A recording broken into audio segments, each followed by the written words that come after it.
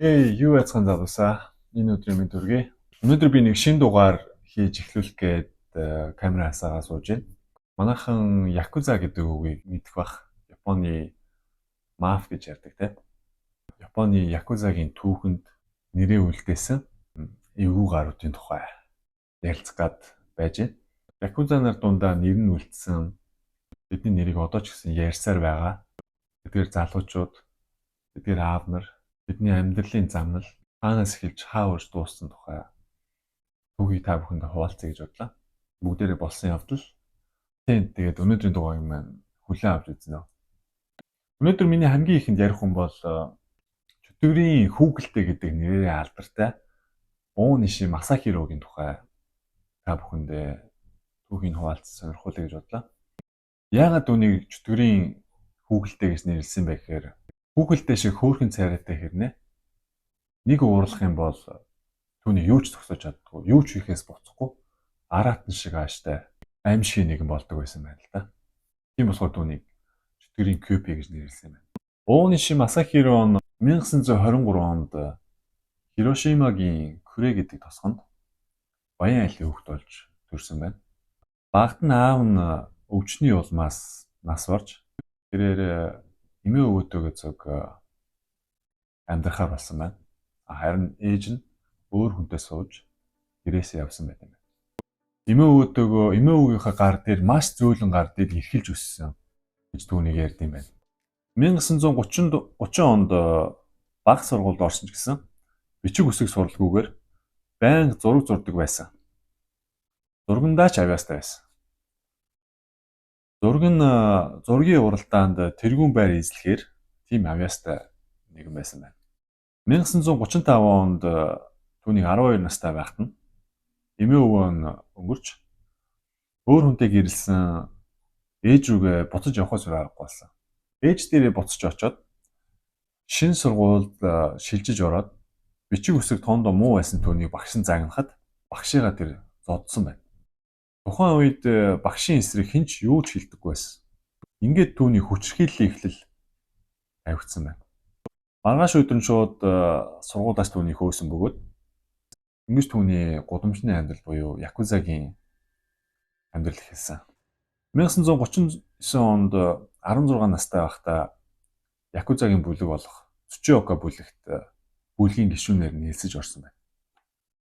Түүнийг Якузагийн бүлэгт ороод удаагүй байхад Цучиока бүлэг нь өөр нэг Якузагийн бүлэгтэй маргаантай байсан. Тэгээд тэр маргааныг цэцлэх зорилгоор хоёр бүлгийн толгойлогчид хоорондоо уулзалт зохион байгуулсан. Энэ үед Ууниshi Масахиро буюу үүнээс хойш манай залуу гэдээ яриад явъя. Манай залуу хоёр бүлгийн уулзалтан дээр ирэх ёсгүй байсан ч гэсэн уулзалтын дундуур орж ирээд бүлгийнхээ ахлагчийн ард нь суун өөрөөсөө буу гаргаж ирээд өвдгөн дээрээ тавьсан. Ингэснээр олон бүлгийн толгойлогчны хараанд дээр орсон. Якузагийн толгойлогчд юу ч хийхээс буцахгүй зоригтой залуучуудад дуур авах нь нэр хүнд өсөх шалтгаан байдаг болохоор олон толгойлогчдын хараанд өртсөн байна. Түүний дараа түүний нэр хүнд илүү тархсан нэгэн явдал болсон. 17 настай хүүхэд байхдаа нэгэн газар согтууруулах ундаа ууж байгаад нэлээд согтоод тухайн газар цэрэгтэй муудалцсан байна. Цэрэг нь мэдээж буутай болохоор түүнд ялах боломж байхгүй. Тийм болохоор тэр уушийн газраас гарч хажуу талын уушийн газаасаа утга хулгайлж аваад нөгөө цэргийг эзэн хэрчээд чихийг огтлсон байдаг. Үүнээс хойш гудамжинд түүний нэр алдар маш хурдан тархсан. Хүмүүс түүнийг харахаар айц хүүц төрдөг нэгэн болсон байна. 1943 онд яах чаргагүй байдлаар дайнд явсан. Дайнаас 1946 онд буцаж ирсэн. Дайнд явчаад ирснийхаа дараа тэр улам хэрцгий нэгэн болсон байсан байна. Тухайн үед дайнаас буцаж ирэх үед нь түүний байсан Цучиока бүлэг нь өөр Якузагийн бүлэгтэй хоорондоо дайны байдалтай байсан.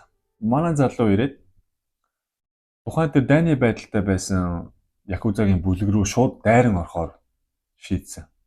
Тухайн үед дайдж байсан Якузагийн бүлгийг Уухара гүми буюу Уухара бүлэг гэдэг Якузагийн бүлэг байсан.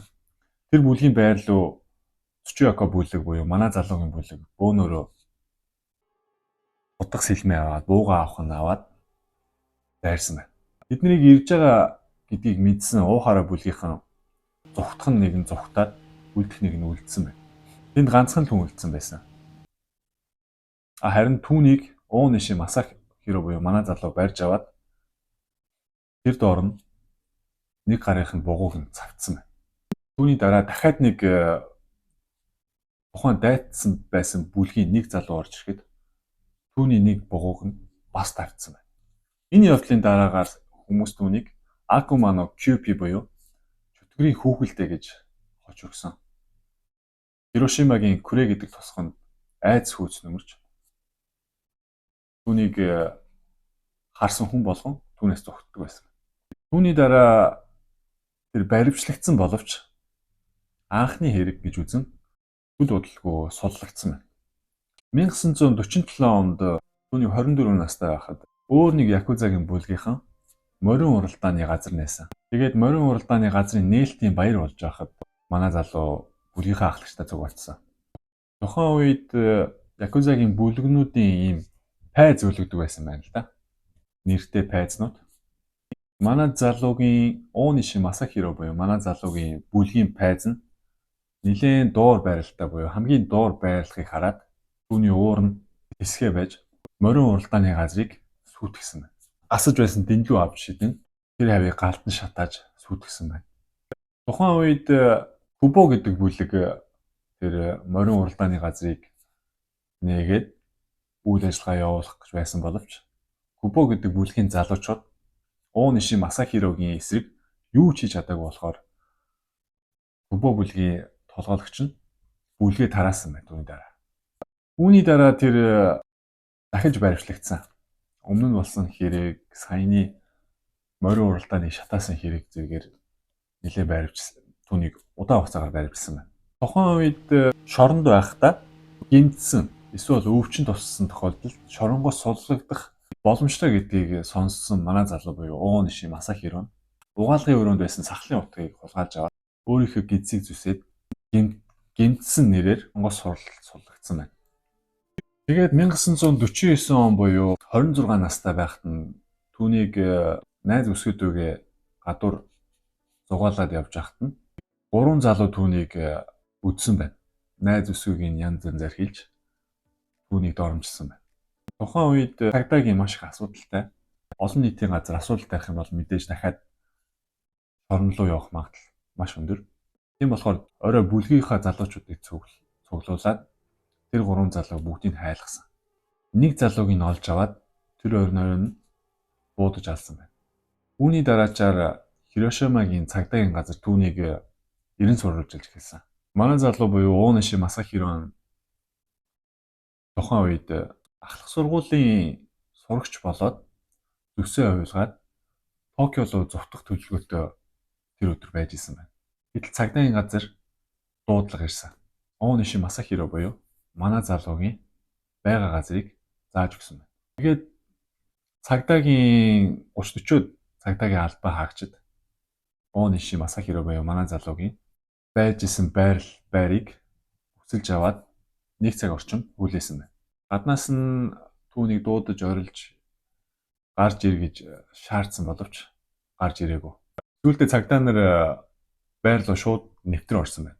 Байран дотор маш их эрэл хайгуул хийгээд манай залууг юусоо олохгүй байсан. Харин Японы хоол иддэг ийм бөөнөрөө суудаг ширээн ийм том газраа хүрсэн тийм бүтээлхтэй байдаг. Хөлөө дотор нь хийгээд улаахан бах зорилготой. Хоёр цагдаа тэр ширээний доотлыг сөхөж үзэхэд Ууниshi Масахиро арбуу барьцсан өөдөөс нь тулгаа зогсож байсан. Эхэнд нээсэн цагдааг шууд буудаж унгаагаад ширээн дороос гарч ирэхэд том өрөөнд дахиад нэг цагдаа байсан. Түүнийг дахиж буудаж унгаасан. Ингээд тэр хоёр цагдааны амийн хүн байсан байна. Эндээсээ шууд зүгтэх зорилгоор цонхоор өсөж гарах гэсэн боловч 30-аад цагдаа байсан болохоор түүнийг шууд тэр доор нь буудаж өнөөсөн байна. Ингэснээр түүний амьдралын зам мөр дуусаж 26 наснда энэ хорвоог орхисон байна. 26 жилийн наслахтаа тэр маш олон хүний амийг хөнөөсөн. Маш олон хүнийг гэмтээсэн. Одоо ч гэсэн Якузагийн түүхэнд түүний нэр тодоостод үлдсэн харгас хэрцгий Акума no Кюпи буюу чөтгөрийн Кюпи нэрээр үлдсэн байт юм байна. 1970-аад онд гарсан Якуза нэрийн дайны тухай өгүүлсэн кинонд түүний дүрийг боддоор гаргасан байдаг. Түүний тухай манга хүртэл гарсан байт юм байна. За тэгээд өнөөдрийн дугаарыг маань үзсэн та бүхэндээ маш их баярлалаа. Японы Якуза нарын тухай, ирчүүдийн тухай та бүхэндээ сонирхуулж ярих гэж бодлоо. Хүн ямар ч амьдралаар амьдарч болно. Тэгээд зөв амьдрал сайн замаар зөв амьдрах юм бол тэр нь хамгийн зөв сонголт байх болов уу гэж бодож байна. За тэгээд дараагийн дугаарыг маань үзээрэй. Баярлалаа.